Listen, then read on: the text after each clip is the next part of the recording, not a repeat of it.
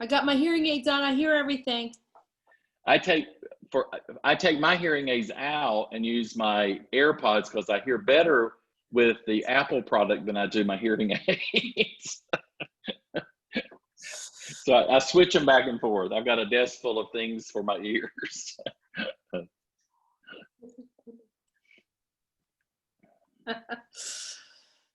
Okay. Well, thank you both for joining me this afternoon. Laura she's just going to be our quiet host. She's going to take care of anything we need to, but she's there if we need her.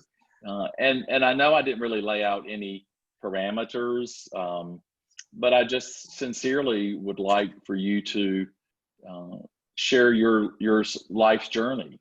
Talk about you know, from birth to today, if you'd like. I certainly want to hear your perspectives on things. The things that we've talked about a little bit since we've known each other. You know, I thought about it earlier today.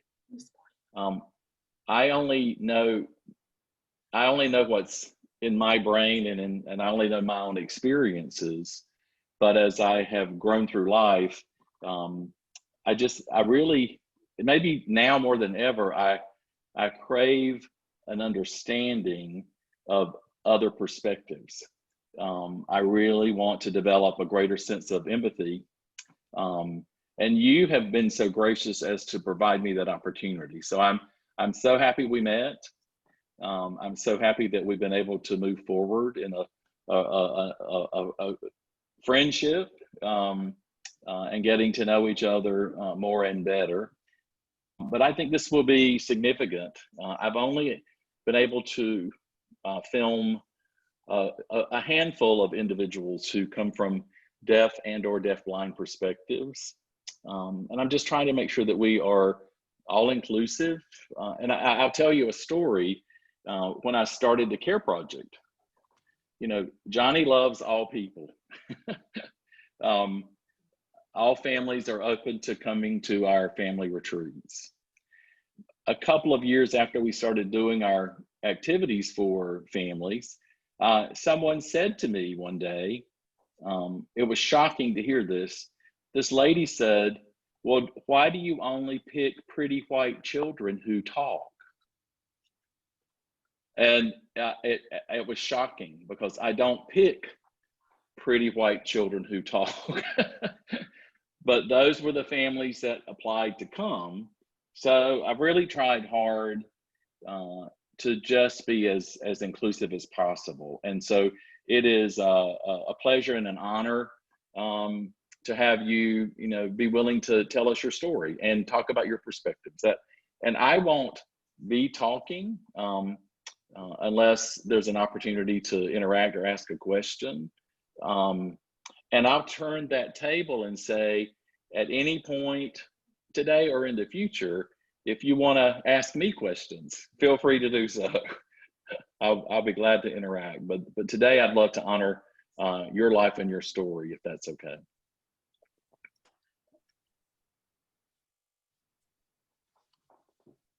Okay, sure. Where would you like me to begin? I guess to start off, if you will introduce yourself, tell us your name and I guess your current position where you are, and then go backwards in time and talk about your family situation when you were born, what your childhood was like, and then, you know, just go from there. Talk about your lifelong experiences from being born to growing up, going to school, elementary school, high school, college, and on into life, and what your life is like today.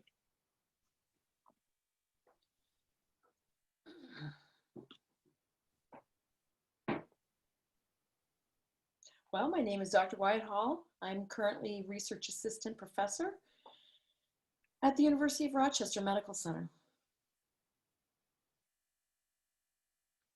I have connections with 4 different departments. My primary appointment is OBGYN. I'm also in public health sciences, neurology, and pediatrics. The reason, I mean, it's very unique to have so many department affiliations, but the reason why that's true for me is because my work impacts so many domains of human life, human development. I come at my work from a multi-directional perspective, and that's reflected in my appointments at the university. I recently became a faculty fellow under the Office of Equity and Inclusion, again, at the University of Rochester, another part of my work. Because Rochester has such a large deaf community, we see parallels between the representation of deaf people in the university and other minority and underrepresented minorities. So they pulled me in to be supportive and encouraging of deaf people, working towards having greater deaf I representation don't and know if you hear me. specifically. Yes. What's that?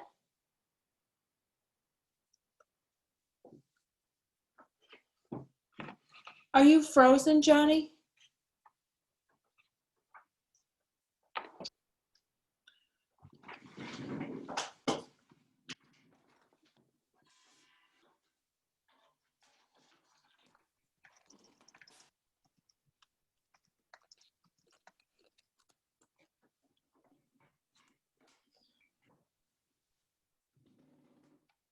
Marlene? Yep. Can you see me now? Yeah, you guys froze for a while, and now you're back. So Yes, you were frozen on our end also. I don't know what happened.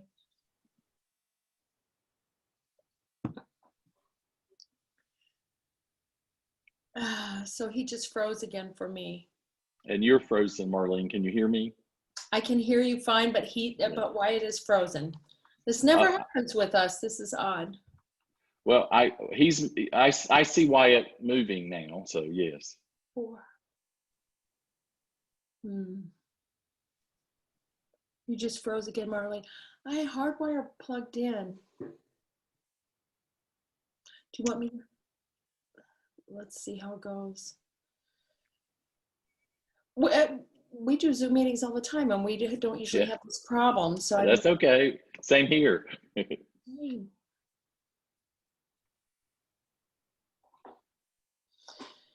know. Okay. Well, my current work is basically on 2 main tracks. I focus on language deprivation. So that's childhood language experiences in the deaf community. And then I look at how those are connected to adult health outcomes. The outcomes are also related to quality of life, education, vocation, and a number of other domains, but I focus mostly on health. Now, the deaf equity and inclusion part is also related to that in some ways, but it's more focused on the Rochester community. I feel like it's, I'm privileged. I have a PhD, I have excellent English, I have access to qualified interpreters, and so I have many privileges compared to a lot of other deaf people. So I see it as part of my responsibility to my community to lift those other deaf people up with me. Going back to my life story, I was born in 1986. So November 3rd is my date of birth. I don't know if I was born hearing or born deaf. No one knows. My parents didn't know that I was deaf until I was 2. So how my folks figured out that I was deaf was a little bit stereotypical. It's the old story of my mom put me on the floor in the kitchen and dropped a pan behind me. And I didn't turn around and look. And so she dropped a pot. I didn't look. And she expected me, of course, to turn around for it to get my attention. And that's when she thought she better take me to the doctor and figure out what was going on. And they discovered that I was deaf. She said at that time, I was more hard of hearing. I did speak of some words. I did seem to hear a little bit, and they gave me hearing aids. Mm-hmm. I don't know, but we don't know for sure what my, my hearing experience was before that time. Ironically, I was born in Washington, D.C. And so my parents lived in D.C. until I was 5. When I was 2, my parents found out I was deaf as I said, and that was the same time as Deaf President Now, DPN at Gallaudet University, the big protest. So those coincided, ironically. They were at the exact same time. In that situation, I think my experience was a little bit opposite of a lot of family experiences. A lot of families, when they find out that their child is deaf, they don't have access to local resources or a local deaf community. But we had Kendall School, Gallaudet University right there, very near where we lived. So my parents had access to all of that, and they rejected it. My mom told me that she did go into Kendall School, which is the elementary school on the Gallaudet campus. She saw the sign language, she saw the kids being taught in sign, and she felt that it wasn't what I needed. I did speak a little bit, I did have my hearing aids, and she thought I was doing fine that way. So what she did is use an oral approach with me, and she put me in special ed in the local school district. That DC special ed school was not one of the top schools. I did go into preschool, and they realized that I wasn't getting my needs met. And then they moved to New York, to the Albany area. So I have we had family there. And so I grew up from there in the Albany area. At 5, I was mainstreamed. That was a very interesting point in my life, I guess I would say, because the mainstream program was pretty good.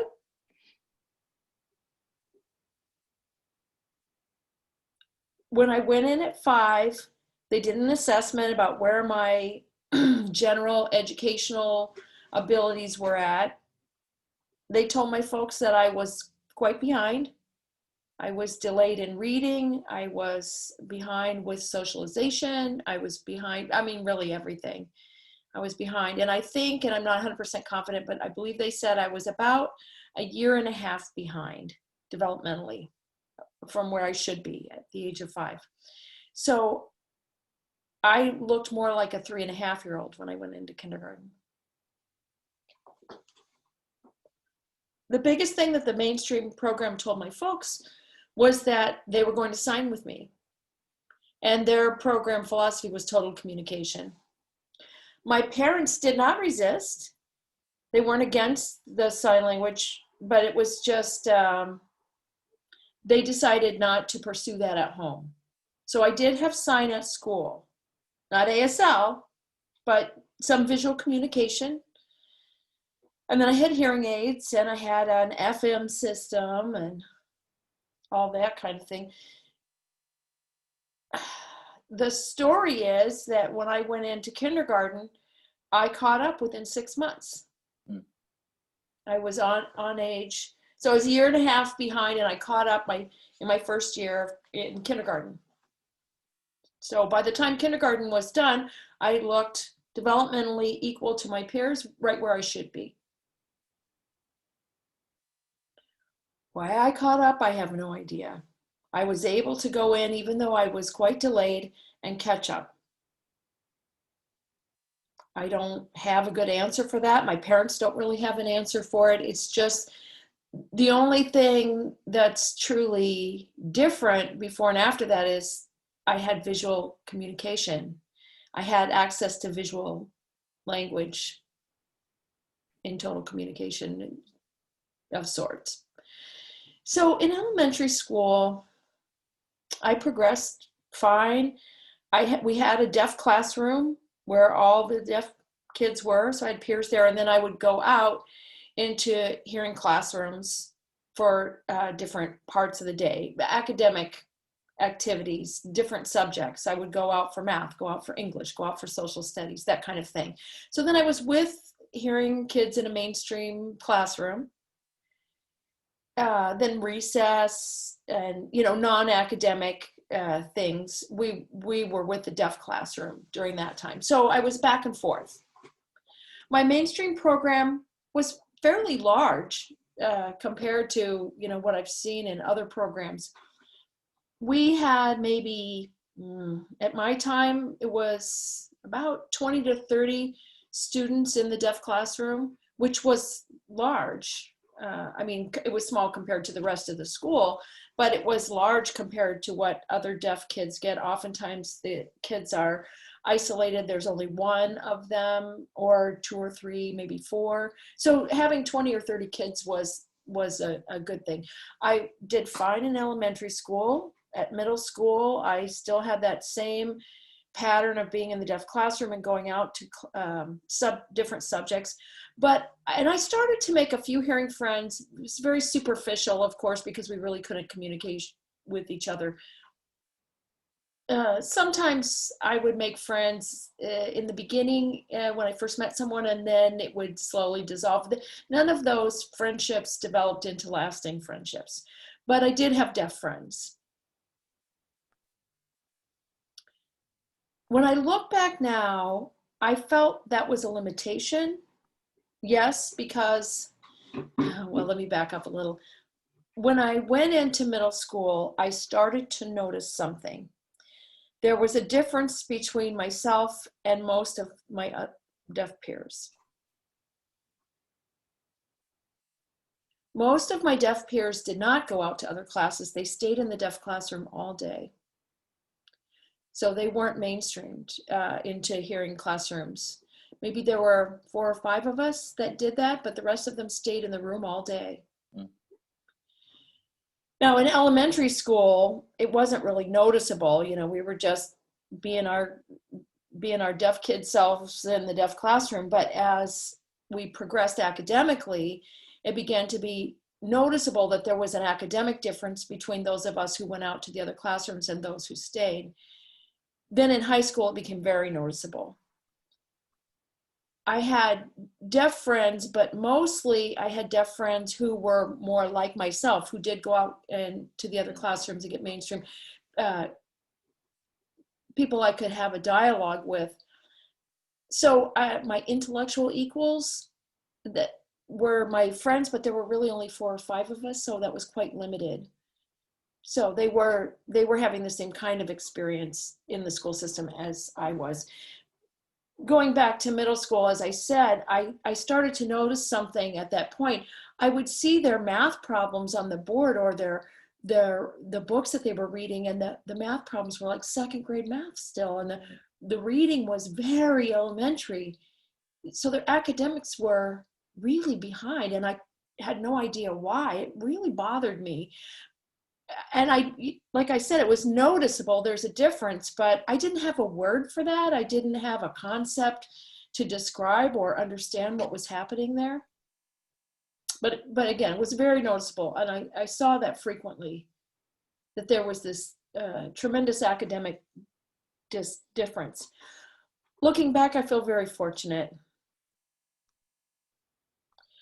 Because I've heard a lot of stories about deaf kids going into kindergarten delayed and never really catching up, or never really developing because they're already behind when they go to kindergarten. It's very difficult for them to progress in school. You're supposed to be kindergarten ready. You're supposed to come with certain skills and abilities already. And if the school doesn't have the space for helping bridge that gap and helping that child develop and catch up, then they're just left behind. When I went into RIT for my first college experience, that was a very difficult time. Well, I should say it was a very overwhelming time, because at RIT, it was the first time that I had experience of being fully immersed in a deaf world where I had many deaf peers. There were, the cream of the crop who's there. And so I could communicate with everyone. I could interact with anyone I wanted, anytime I wanted. So that was exciting. Yes. I started developing a lot of relationships. I have friends today that are friends that I made as an undergrad in the first few years I was at RIT.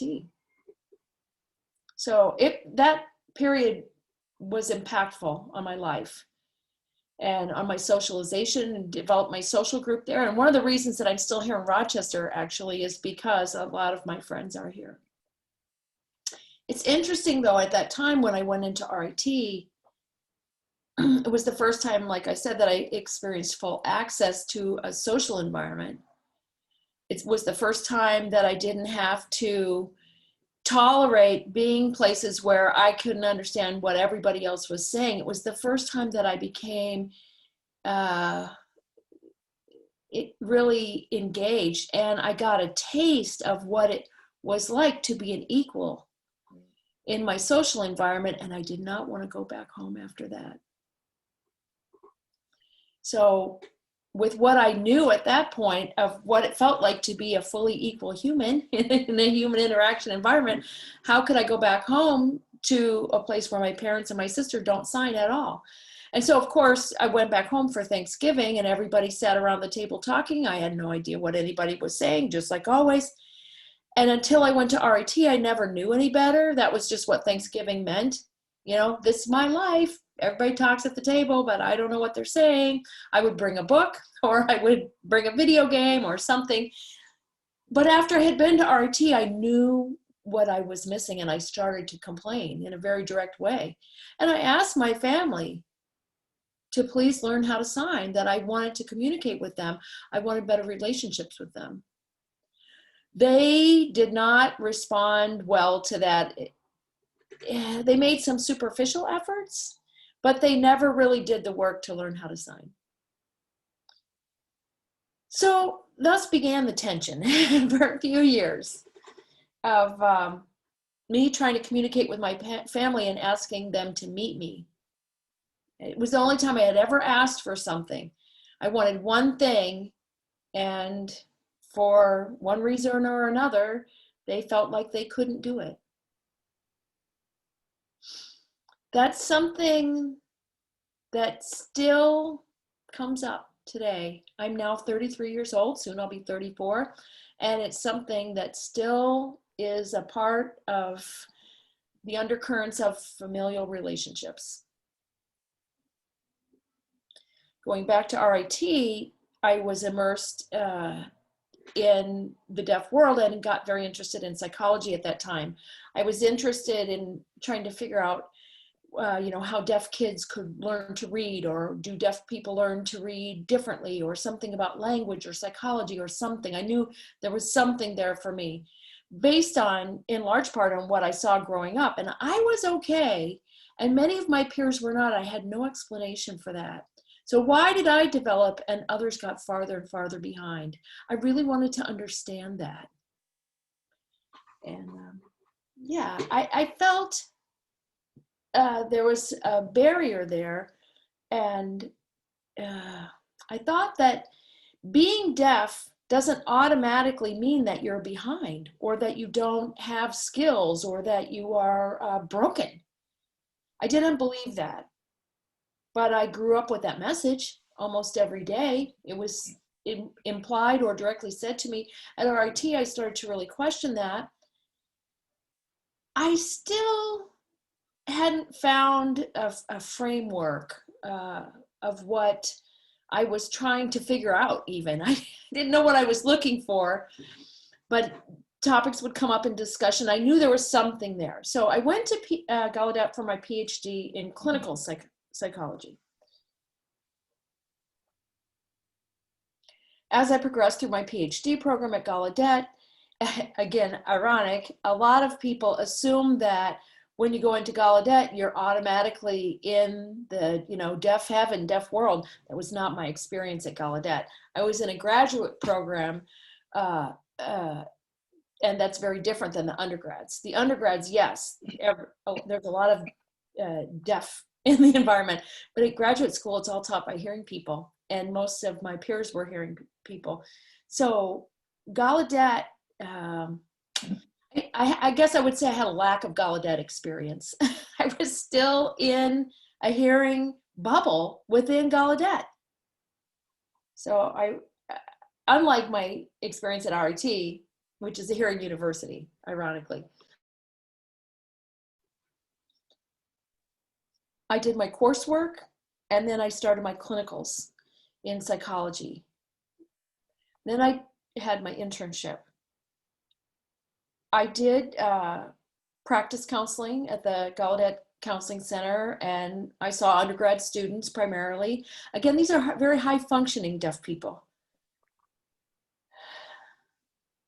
Then I went for my doctoral internship, which is part of a clinical degree always. You do a 1-year internship. So I came back to Rochester, and I worked at the Deaf Wellness Center at the University of Rochester Medical Center. And that's where I started to work really with the local deaf community, the real deaf community. That year was where I started to see people coming to me who are part of the deaf community, but they weren't really coming for mental health problems. They were coming for life problems.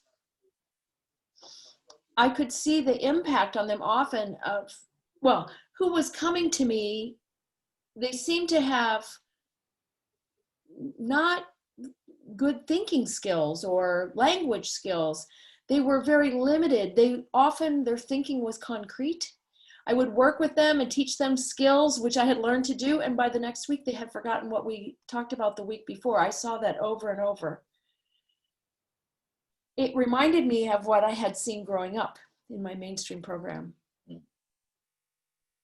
That year was when Dr. Sanjay Gulati gave a talk, and he's a psychiatrist at Harvard and is hard of hearing himself. He's been working with the deaf community as a psychiatrist in Massachusetts for a long time. And he gave a very well-known lecture. Well, now it's well-known. It was out of the box at that time, but at Brown University. And he talked about language deprivation syndrome. I watched that live. When he was explaining what language deprivation syndrome was, it was almost like a light bulb went off in my head. As he was describing this, and the words that he was using fit perfectly what I had seen growing up and what I was seeing currently at that time in my clinical practice.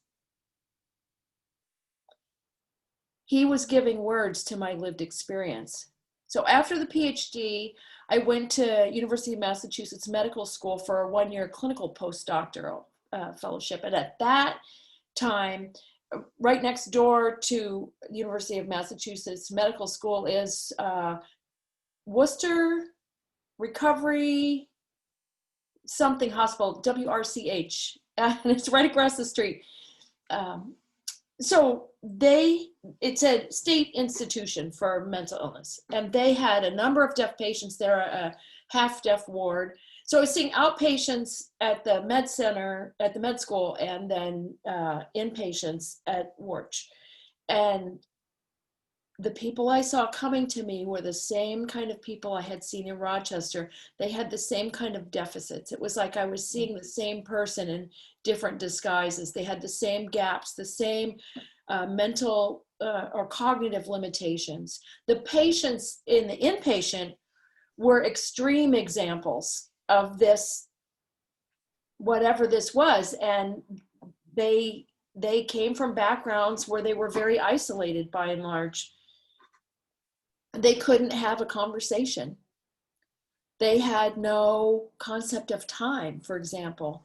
They would express a story that they were upset about, and I would relate to it as if it happened, that day or the day before, and it turns out it happened years ago.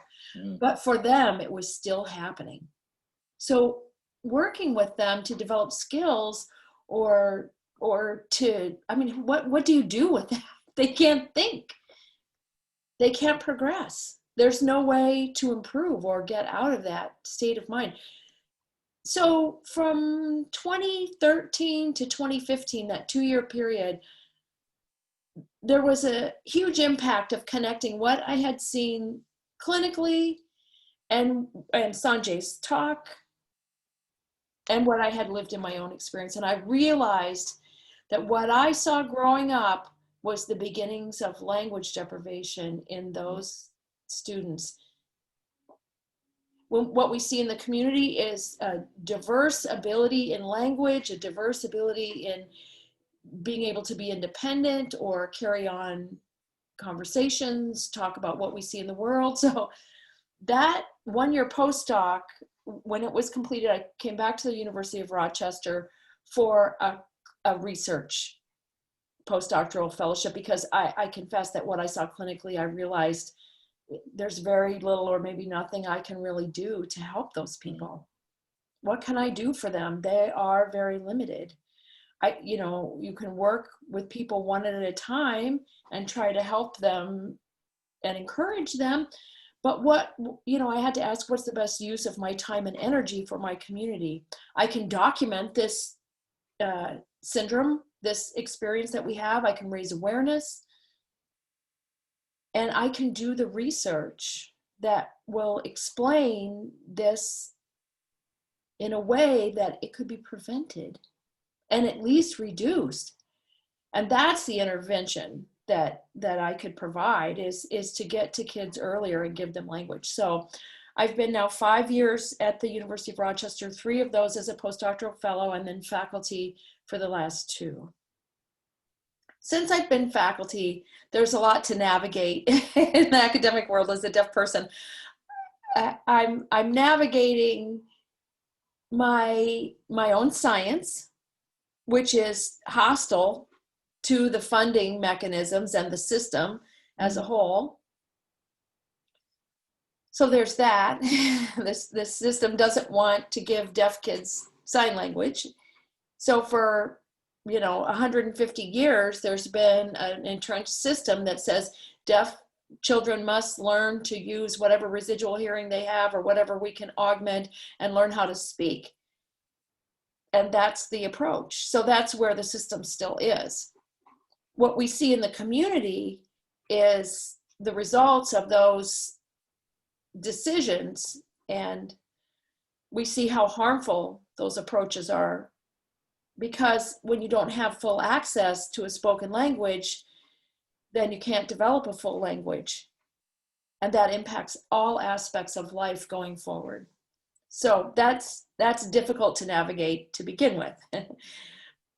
So there are all these barriers also, though, academically as a deaf person. And then the science I want to do is just not normal science. It's very radical science.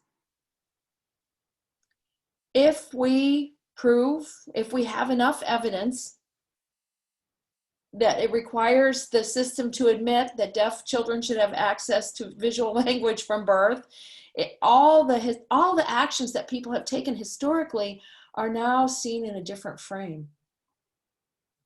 And my frame on my work is critical of the system, and so the system resists it and tries to push me out. Like I said, what I saw growing up, I've seen in clinical practice, and I see it in my community. So I know what's going on. I see it every day. Deaf people know what's going on.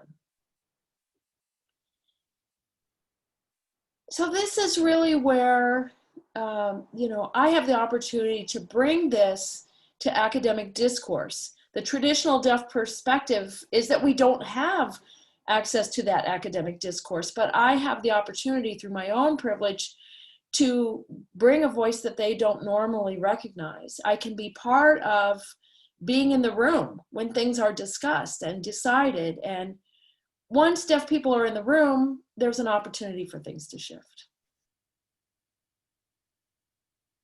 So, that's a very condensed version of my life, but that's some highlights. Thank you very much. I do have some questions based on what you shared.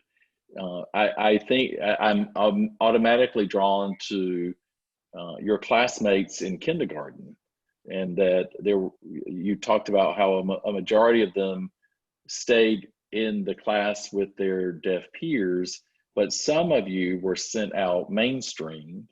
And I think I recall that you said they were behind. The catch-up period for them didn't occur, whereas it did for you. You caught up very quickly. I think you said within 6 months you were on grade level with your peers. And so I just wonder why the other kids didn't get the same opportunities. And I guess there's no answer to that, but I'm drawn to that part of your story, that those children were not given an opportunity to catch up. And do you have any thoughts on that?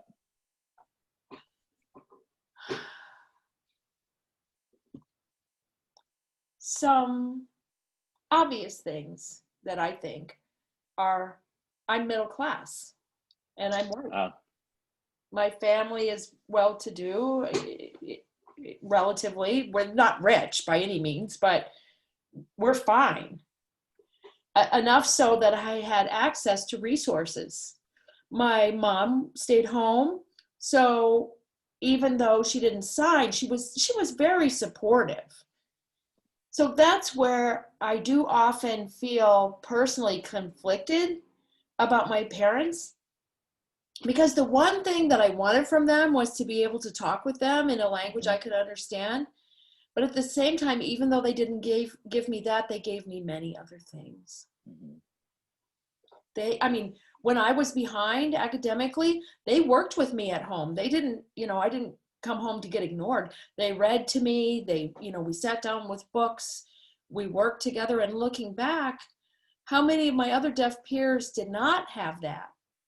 The ones that didn't develop. And I'm guessing they probably didn't have parents who knew how to encourage them in the same way that my folks did. Definitely some of those kids were bussed in from the inner city.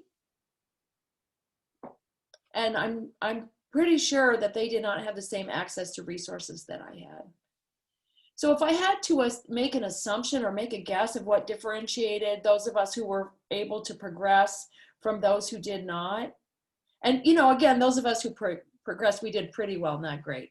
But I think what happened at home was the differentiating factor, not what happened at school. So what's happening after they leave school and they go home? Is their family available to be there for them and encourage them with their homework, sit down, or are they just, like, go do your homework? And, oh, well, he couldn't do it, or she couldn't do it because they're, deaf. I don't know what their home life was like. Yeah, I remember my first experience working with children who were deaf and hard of hearing. It was in the 1970s. And I was in a class for preschool children, birth to 5, as a teacher in training. And we used total communication. And even in my college, sign language was not taught. So I took sign language classes at night so I could do a good job with the kids. And most of those kids transitioned from the preschool program to the school for the deaf, where sign language, we called it total communication, but it was primarily sign language.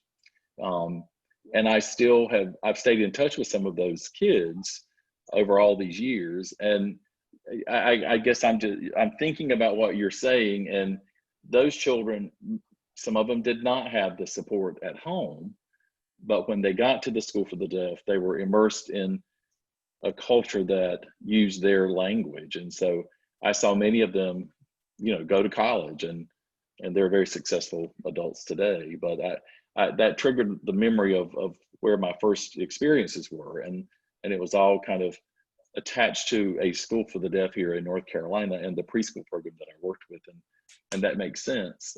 Even my thesis, I think I bored you with that one day, telling you about what I did as a master's thesis was at the school for the deaf, and I was interested in the language and cognition of the normal hearing siblings of deaf children who were younger than their deaf siblings. And so sign language was a natural language in the home.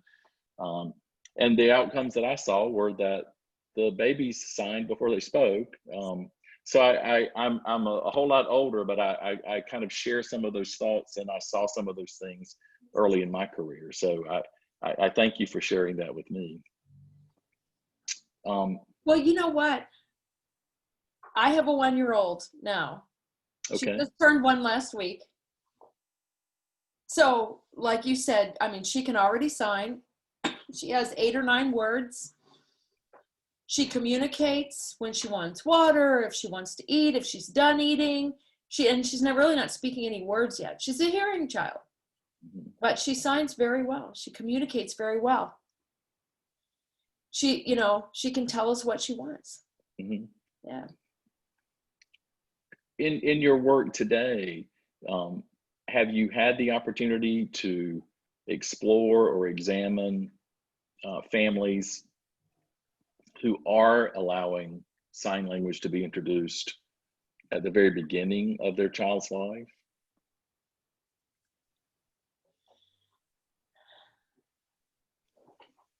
I want to, but there are some significant barriers to that I have to get through.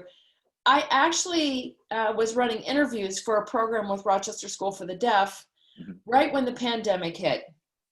Okay. So COVID messed up my plan. That messed up that project big time. My general impression of families, well, let me back up. And how do I want to frame this? The larger frame is that the system, the early intervention and system, uses this concept of parent choice. You have to choose to speak or choose to sign, one or the other, and parents have a right to choose whichever works best for them. So that's the current state of affairs. However, what I've noticed is with families who choose to sign, the system becomes hostile towards those families, which betrays the hypocrisy of this framework of parent choice that they say they so support. But they want parents to choose oralism. And often parents will choose that they want to implant their kid and they want their child to sign. And later they could have a choice for themselves whether they want to use ASL or not. But often the ASL is not available, or the choice is criticized, or there's pushback from different professionals that say, well, that's going to interfere with the speech acquisition. If you do that, I would advise against it. So it's framed as parent choice, but it's not really a choice when everybody who's in the system goes after them if they choose sign language. That is a repeating theme that I see with hearing parents that I've worked with who choose sign language for their child. There's a level of frustration that as soon as they want to include sign language as part of what their child has as a resource, the system does not like it. Even here in Rochester, even though we have a large deaf community in Rochester, the families who are in Rochester School for the Deaf's early intervention program, their early childhood program, excuse me, of course, they have some support, but when I talk with them, their experiences prior to getting in there and with the system at large while they're in it is not positive. RSD is a bilingual program and highly encourages both English and ASL development. But for families who want sign language, that's really the only choice because there's no other way to include sign that we can see. So I have seen family experiences that, a few times I've been told that when the system says parents have a choice, really it means there's one choice and you better make the right choice. Have you worked with any families with deaf parents who have deaf children?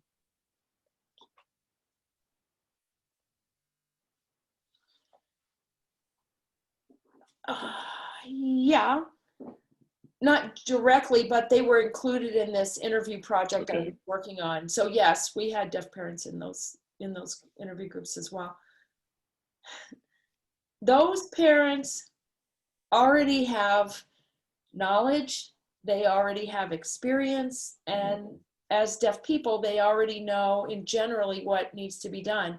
But it's still not automatic that they know everything about how to teach their deaf child sign language or what. Sure. I mean, they're concerned about their child's English abilities, and you know, they have been told some messages that this would interfere, and they wonder if it's true or not. Deaf parents don't automatically know the perfect way to be with their baby.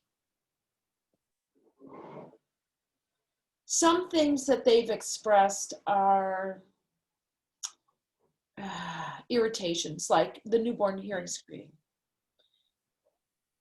And I've heard a number of stories where parents who are deaf, who have deaf children, the nurse will say, "Oh, I'm so sorry. I'm so sorry." But the deaf parents are like, "Yay." But the medical staff will say, "Did you do the screening yet? Did you do the screening yet? You better hurry up and screen, because what if they're deaf? What if they're deaf?" It's like, we're already going to sign in our home, so it's okay. But the system has anxiety, and that anxiety influences those deaf parents still. Yes. In the past year, I've produced 2 sensitivity training videos,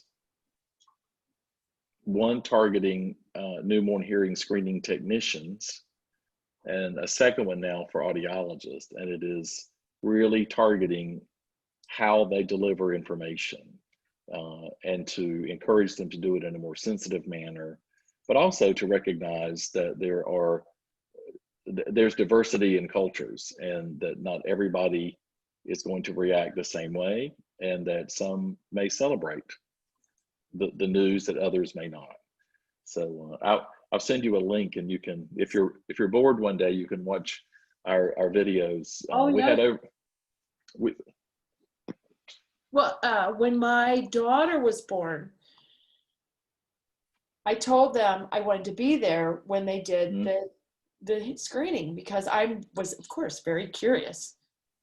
I've never had the opportunity to actually see it, and they did it when I wasn't there, but whatever. Anyway, what they left was this piece of paper, and they wrote on it "passed," and they just wrote "passed," and that was it. That was it. So I was like, at first I was like, "Oh, that's it?" But what if she had to get referred? What would they write on it? Would they write "fail"? Would they write "refer"? What kind of support would that be for parents who are like, "You just wrote 'fail' on a piece of paper of my newborn child"? So that concept of pass fail, if you find that a child needs to be referred and you write "fail," this child has just been born, and it sets that baby up to be a failure. They're not even a week old yet, and they've already failed at something. So I know there's a lot of push now to change that pass fail to pass or refer, which, yeah, we do need to identify babies who are deaf early. Yes, definitely. And so we can provide rich language environments for them. In the past, we didn't find out kids were deaf until they were 2, 3, or 4. And that was a lot of delay in exposing them to language. So there's reason for early detection. I don't object to that. I know one deaf person who was very involved with the early intervention EHDI system, EHDI.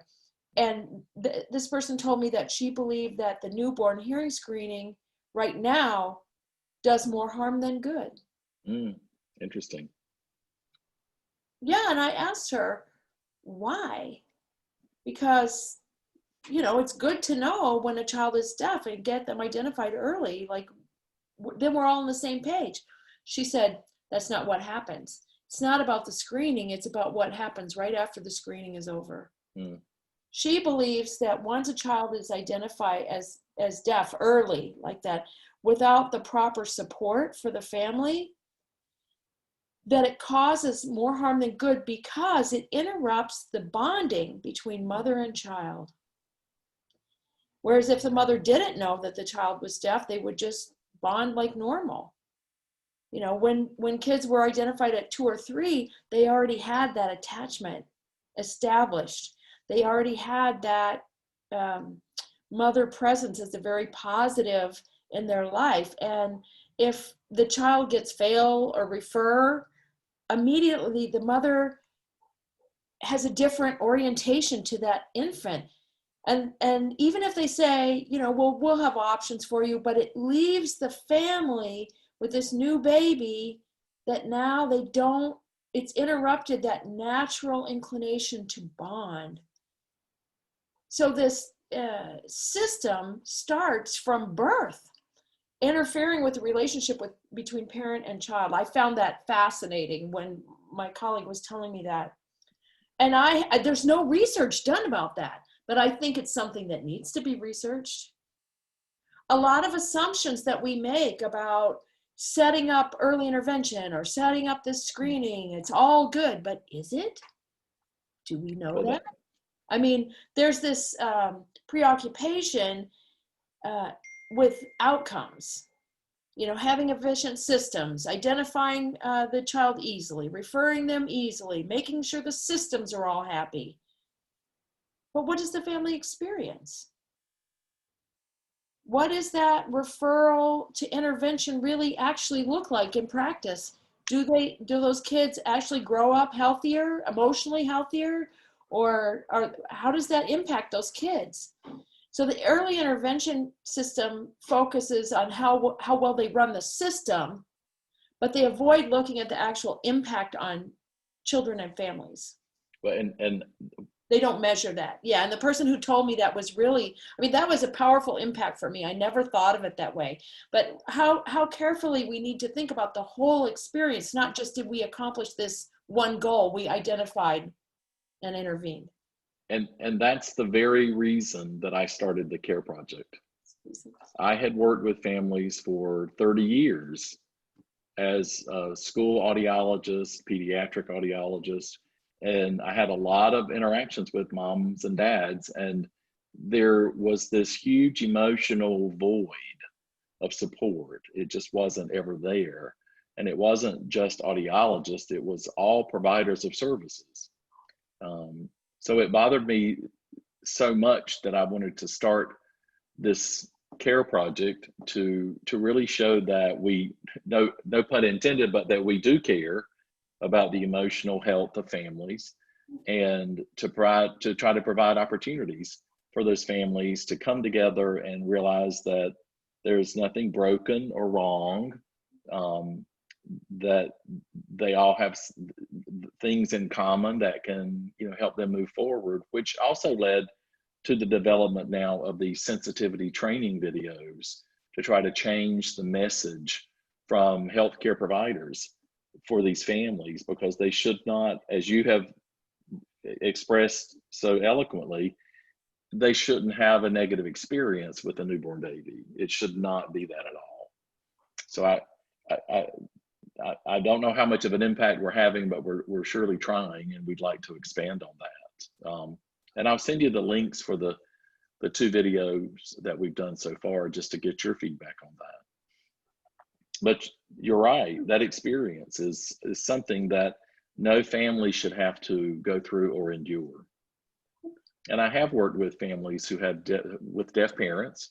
One family, I was the school audiologist for the mom and the dad in the 1980s when they were little kids, and now they have 2 kids who were born deaf. And it's been interesting to just see what decisions they make. But those children came into the home, of course, with the natural language already established in the home, and then those kids are now in middle school, I guess. But I'm rambling, but I just wanted to let you know that I see your perspective. I understand why these families need a positive experience and some, more than anything, emotional support. They need emotional support from the very beginning, and that should continue forward. Yeah. Well, I think that's why I really believe that we need a fundamental re-envisioning of the early intervention system. where deaf people are fully integrated as stakeholders into the system and as professionals. Because right now, I mean, a child is identified as an infant, and how powerful would it be to have the parents learn that from someone deaf, or to see several deaf professionals or people around. There's deaf doctors, there's deaf nurses. There, I mean, like they could just see that healthy, normal, functioning, thinking, productive members of society are also deaf. So their vision of what their child's life could be, what they can become, isn't automatically limited. It's not different from what babies who are born with hearing would, what their families would think of for them. So the excluding of deaf people from the early intervention system means that families have never even seen a healthy deaf adult. There's no picture in their mind. It's like, well, what will my child be like when they grow up? There's a blank there. And I'm fortunate to know Jan Withers. That's how I met you. Jan has become a huge part of our EDDI system in North Carolina. I'm the state chair of the North Carolina EDDI board now, and so we are diversifying the membership tremendously and making sure we're trying to bring about change. Do you have any contact with or know anyone in the EDDI system in New York? Oh, well, kind of. I met one woman when I went to the EDDI conference a couple of years back, and Okay. she apparently was the new head of EDDI for the state.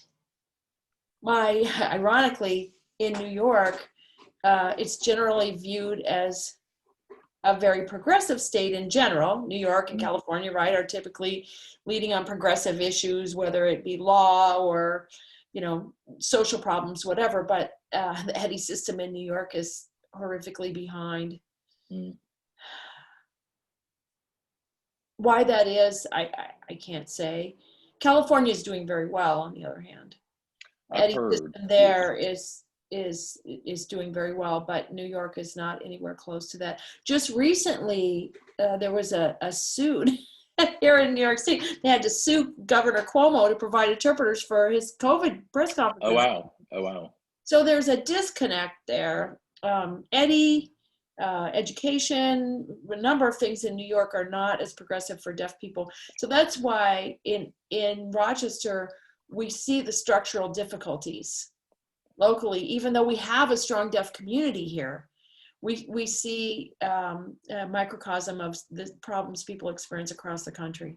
And I don't know enough about the state politics at that level. But as you alluded to California, I'm seeing gradually some change come about in some states. I just started communicating with the EDDI coordinator for New Jersey, and we're going to be doing some work together. And the new EDDI coordinator is deafblind. And so her perspective as she enters this new position is dramatically different. And so she's setting up a deaf mentor program. She's doing some very progressive things, I think, for the EDDI system in New Jersey. So I can keep you posted as I learn these things, and maybe you can communicate, or I can connect you with EDDI systems on a state level that seem to be moving in that direction. That might be interesting to have you communicate with those coordinators. I've been around. I guess I've been around so long that I kind of know all the different state level EDDI coordinators in the country based on the work that we've been doing. And so I've just seen a gradual shift, particularly in the last 3 years. So I'm happy to share with you, information or even contacts if you would like that. Awesome. Oh, yes. I think a lot of that shift that we're seeing is coming from the California leadership in specific, because California, what happened in California is that deaf people figured out a way to navigate that system Mm. and get involved at a level that could impact it. So it shows the power of having people who have already been deaf kids in that system. Mm-hmm. They understand the experience, they understand what needs to happen, and they are empowered then as deaf adults to do that work. And I think that's what has happened in California. Okay. And then that's what we need to have everywhere else.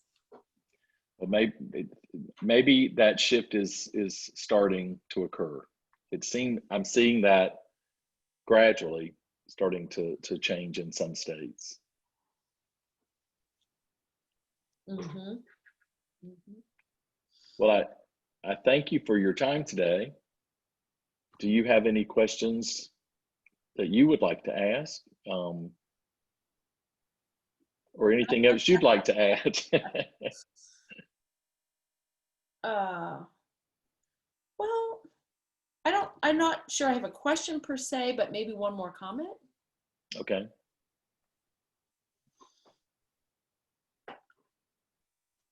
So often, one reason that I see, and I don't know if you see the same thing or not, but often one reason that families seem afraid of sign language or letting their deaf child have access to the community is that they are told or they believe that the deaf community will steal their kid. They'll lose their child to the community. Yes, that they'll be disconnected from the family and they will be part of the deaf world and not part of the family. But my personal experience is that it's actually the opposite. Mm. So what I've seen in lots of deaf folks is with their family experiences is what I notice is those families who encourage sign and that you let their deaf child make decisions whether to be involved with the deaf community or not, they had much better familial relationships over the long term between those adult children and their folks. So those who were very restrictive or withheld deaf community access from those children tend to have really negative relationships with those kids when they're grown. So it's a little bit ironic that it's actually the opposite of what they're warned against, or they think that the access to the deaf community will mean they lose their child to the. I mean, it's a little bit lame, but it's almost like Star Wars, you know. So in the original Star Wars movie, you know, the 1977 movie, there was one part where Princess Leia was captured, right, and she met Tarkin, and Tarkin was the big guy, and then Princess Leia made the point about the more you tighten your grip, the more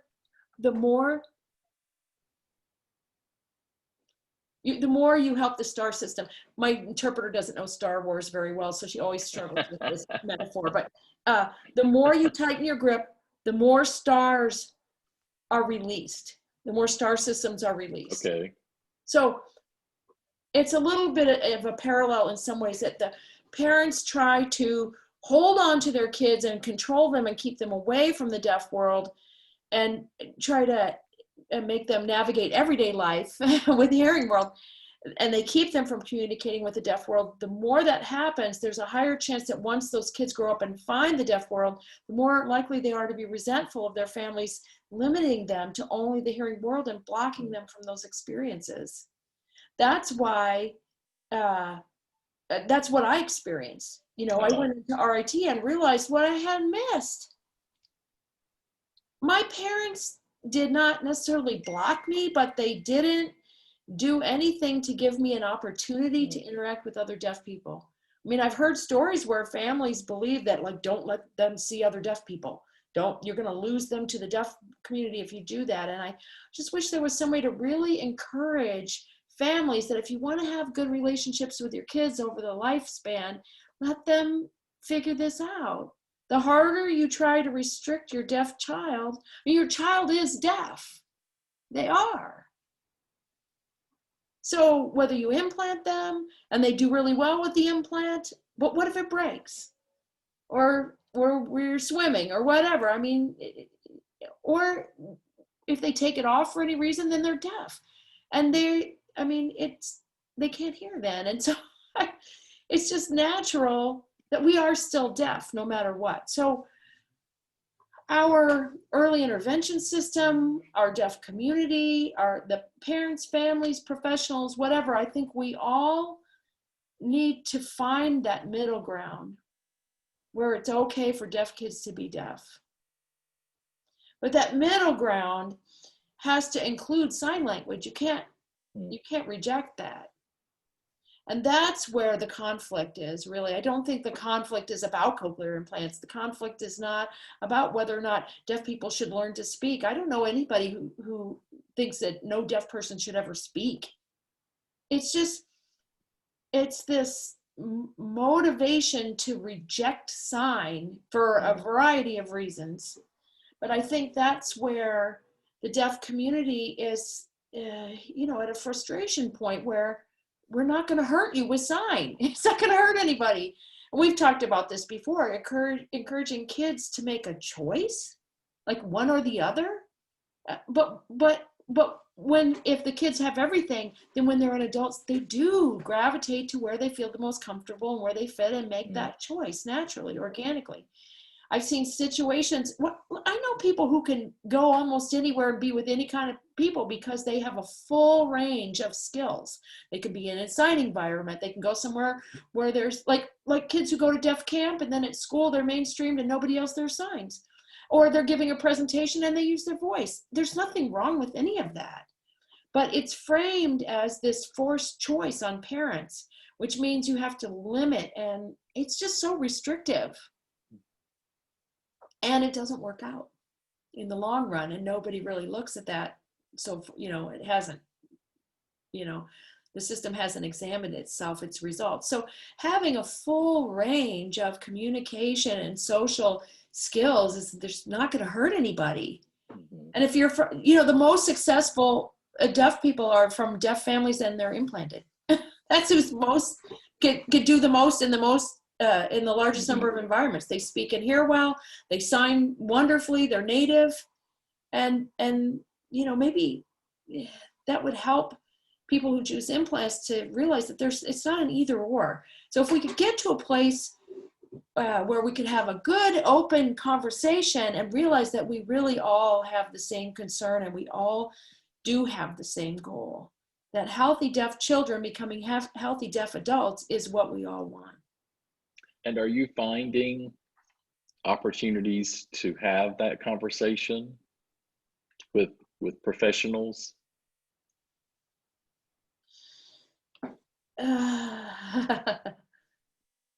Not as often as I would like. You've been very open. I want to say, just trying to think, there are a handful of professionals that I have similar experiences with, but they're very few, really. Professionals I've noticed are already have their mind set, whatever beliefs they have, however they were trained, that's the approach they've been using, and they're very married to that. Other professionals just don't have the training for, like pediatricians, for example. Does medical school include training for deaf child language development? No, nothing. There's nothing about that in there. They're at a loss. And then they become the person in charge of the medical home for these deaf kids and of making these decisions and getting the right professionals involved. What do they know? They have no training in that whatsoever. So they don't have a big picture of what the stakes are, what needs to happen, or even, professionals who, because they've been involved in a system for a long time, like I said earlier, I mentioned this, that to say that something else would be better would be to confess that what they've been doing, what they committed their life to, has not been correct. And that's a hard admission for people to make. And what I see is a little bit of a generational difference now, where a lot of the younger professionals are more open-minded, are more open to dialogue, or are saying things like, yes, of course we should give kids sign. Why wouldn't we give a kid sign? But it's the older professionals who have dug in their heels and resist sign language. And unfortunately, the older professionals are generally the ones who are still in charge of the system, by and large. Yeah, so partly we see this shift over time starting to happen as some of these older folks whose ideas are more entrenched start to retire, and more open-minded younger people step into those leadership positions. Now we're seeing that change come. Well, but there's hope.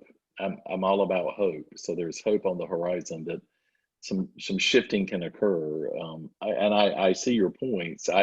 I was on faculty at the School of Medicine at UNC Chapel Hill for a few years, and the interns, the medical intern, they rotated through. They were with us in audiology for one day out of all of their medical training.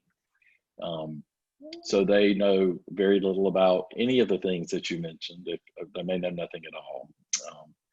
And I think I was lucky that I started even as an undergraduate. I was doing a lot of work and interacting with our School for the Deaf. So my orientation towards sign language, or what we call code communication, was positive. I'm not saying that I've been a champion for that at all, but at least it opened my mind then. And the town I was born in, the family across the street, had a child born deaf in the 1950s. So maybe some exposure, some awareness helps. And the current elders in these professions, for the most part, didn't have those experiences maybe. But I'm glad to hear you say that the younger generation of professionals is more open to these discussions and some possibilities. So I appreciate you. I appreciate you talking with me about this. And maybe we can start networking, and we can cause some things to happen, or at least some dialogue. I think that was the most important thing for me when I wrote you this summer, was I really want to talk to you more. I needed that for me, and I really appreciate that. And it's helped me move forward in a very positive way. So thank you. Yeah, well, thank you also, Johnny. I appreciate it. Unfortunately, I'm able to dialogue with someone who's a hearing professional in this field, who's willing to have this dialogue with me. But the unfortunate part, I mean to say, is that it's so rare. Because of politics, or because of entrenched ideology. It's unnecessary. I enjoy our dialogue. I'm happy for it. This has been a lovely exchange, and I think, and as were our conversations in the past, and I think this is where you and I, or people like us, can model. There's no conflict between us whatsoever. There's no reason to argue. We have no argument with one another. You're an audiologist. I'm deaf. We get along perfectly. I agree. And perhaps we can find opportunities for dialogue to occur with other colleagues. That could be a goal too. Yes, sure. I would be very happy to do that. Awesome. Well, I'll of course we'll stay in touch ongoing. And Laura is going to transcribe the video for us, if that's okay. And Chris can go ahead and put the captioning into the video, and then we can send you the link to take a look at it. Nobody else will see it, but if you would like for us to do that, we can certainly do that. So Laura can transcribe, and Chris can do the film editing and put the captioning in there, and at least it'll be in a more final draft form, so you can take a look at it. Is that okay? Yes, sure. Awesome. Awesome. Well, thank you both. It's always good to see you too, Marlene. You've become a part of my family too. Thank you. You guys. Yeah, do stay in touch, okay? Oh, I promise. I promise. I'm very motivated. The continuing dialogue that we're having keeps me motivated to keep pushing it forward. And you know, I'm involved with the Eddy system here and some other organizations. You know, the dialogue needs to continue in any way possible. So you have my commitment. As long as I'm not bothering you, I'm there for you. So we'll continue to communicate. Yes. Okay, very good. Take care. Y'all too. Bye. Bye.